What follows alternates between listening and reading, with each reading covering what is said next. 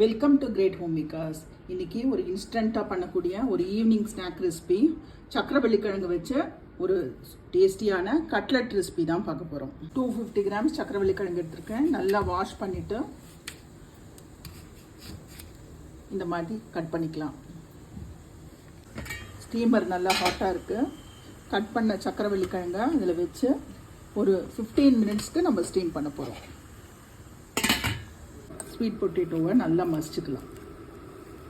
நல்லா மசித்த ஸ்வீட் பொட்டேட்டோவில் சின்னதாக ஒரு வெங்காயம், ஒரு பச்சை மிளகா, இஞ்சி பொடியாக கட் பண்ணி வச்சுருக்கேன், அதையும் ஆட் பண்ணுறேன்.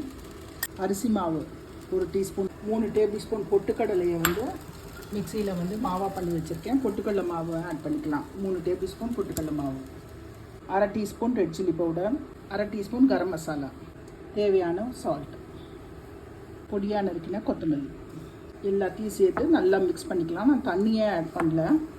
நம்ம ஸ்வீட் பொட்டேட்டோ வெந்த அந்த வாட்டர்லேயே நம்ம பிசைய போகிறோம். இந்த மாதிரி எந்த சைஸில் வேணுமோ அந்த பால் சைஸில் எடுத்துகிட்டு நான் கட்லட் ஷேப்பில் நம்ம பண்ணிக்கலாம்.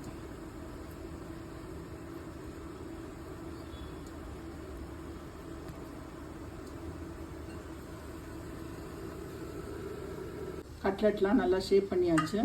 ஷாலோ ஃப்ரை தான் பண்ண போகிறோம். நான் தோசை தவா தான் போட்டிருக்கேன். ஃபஸ்ட்டு கொஞ்சம் ஆயில் விட்டுக்கலாம்.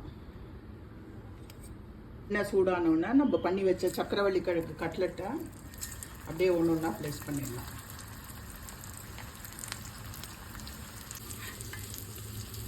ரெண்டு பக்கமும் நல்லா திருப்பி போட்டு இதை குக் பண்ணிக்க போகிறோம்.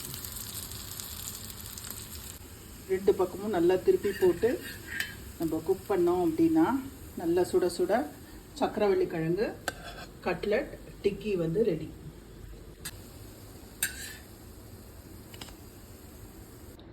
நம்மளோட டேஸ்டியான சக்கரவள்ளி கிழங்கு கட்லெட் இல்லைன்னா டிக்கி ரெடி.